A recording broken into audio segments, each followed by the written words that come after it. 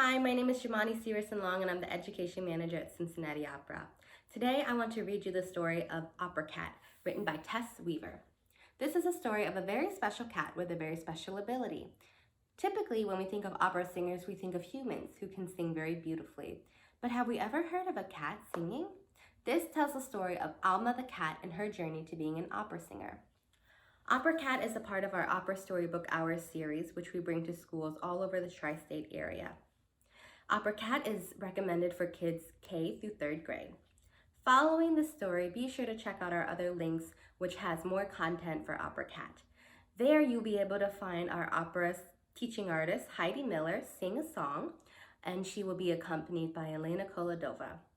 Just imagine Heidi as Alma the cat and how she can sing beautifully.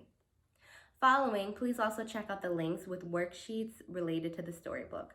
We hope you enjoy. Thank you. Opera Cat.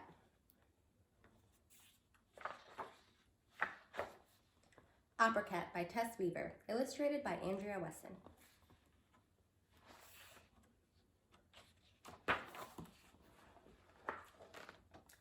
On Saturday morning, Alma sat on the windowsill of Madame Soso's apartment, licking her paws. It was an ordinary day.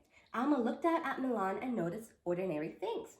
Signora Gatti stood behind her street cart wrapping flowers in shiny paper. Shoppers strolled through the market buying bread and cheese and fresh fish. A boy jumped into the fountain and was rescued by a woman wearing a red hat.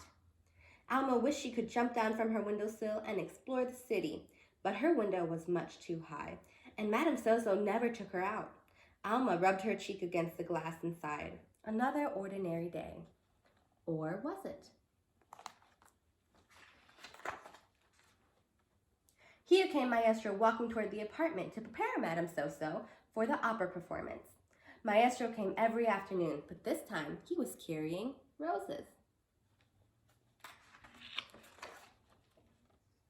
Maestro worked Madame Soso very hard. He made her sing deep grumbling no notes, dum dum dum dum, and soft trembling high notes, la la la la. Madame Soso had to rest several times.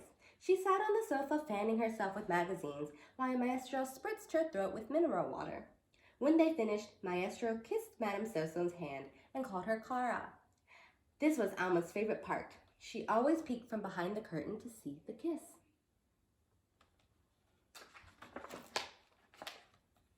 If only Madame Soso had looked behind the curtain even once during practice, she would have realized that Alma was no ordinary cat. For during every rehearsal with Maestro, Alma stood on her hind legs, clasping her paws, and sang along in a soft whisper. Alma loved the opera. Her amber eyes glowed as she lifted her furry chin and sang. She knew all the songs and practiced each time Maestro came. When he left, Maestro did not call Alma Clara or kiss her paw, but Alma always pretended that he did.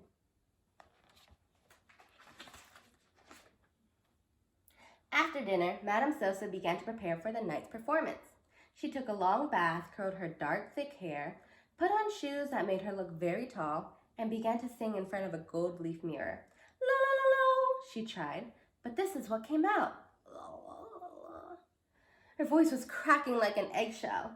She cleared her throat and began again. This time, only a whisper escaped her lips. Madame Soso stared into the mirror and inspected her hot, red throat. Her reflection told her what she already knew. She had laryngitis.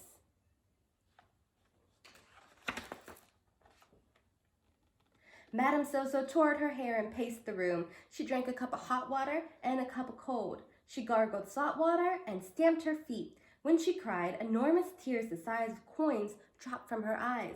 But no matter how hard she tried, Madame Soso could not sing a single note.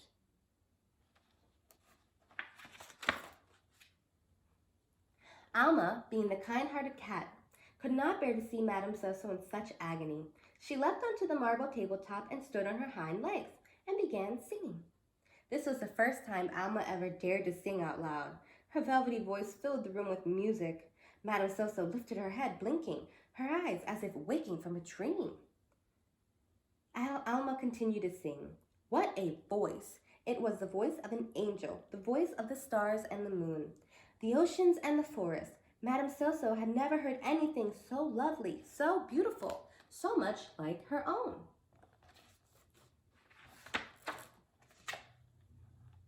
That night, for the first time since she was a kitten, Alma left the apartment. She hurried down the steps beside Madame So-So, scratched her claws against the tree, and climbed into a limousine. On the way to the opera, Alma stuck her pink nose out the window and smelled wonderful aromas.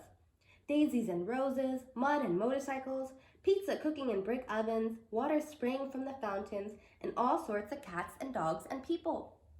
She watched the wheels on the limousine glide over the road. What a thrill it was to move without walking, to feel the cold, misty air blow against her fur, and to hear the sound of wild wind in her ears. Madame So-So, meanwhile, was wondering how to hide Alma. How could Alma sing in the opera without anyone discovering their secret?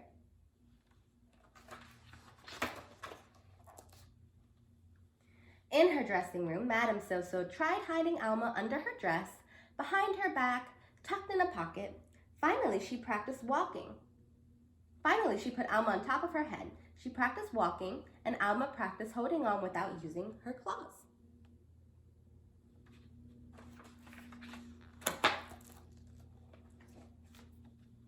Madame So-So piled her hair into an immense tower of curls. Soon Alma was hidden, and their secret was safe. Just before the show, Maestro came to wish Madame So-So luck. When he kissed her cheek, he thought he heard purring. "Cara," he said, and kissed her again.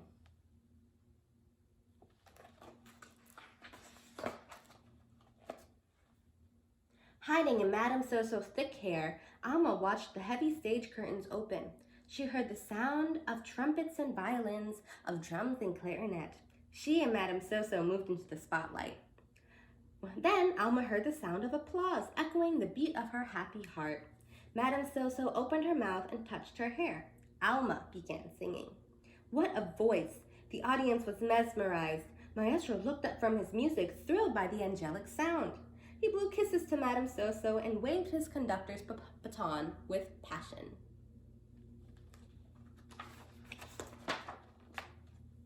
But it was Alma who was singing, Alma who was applauded, Alma who was the star. Madame So-So and Alma had tricked them all. The audience cheered, "Brava, bravissima!" Flowers from the balcony, from the box seats, from the center stage rained down on the opera star.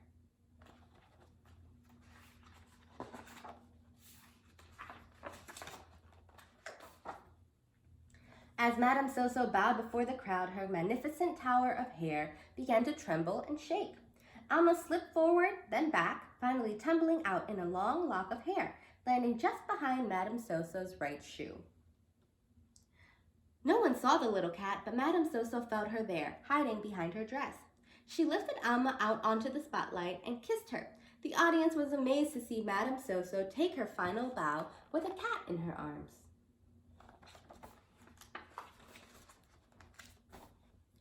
After that night, Madame So-So and Alma were seen all over town, strolling through the park, taking in the sights, sunbathing in the park, dining al fresco, and buying beautiful flowers.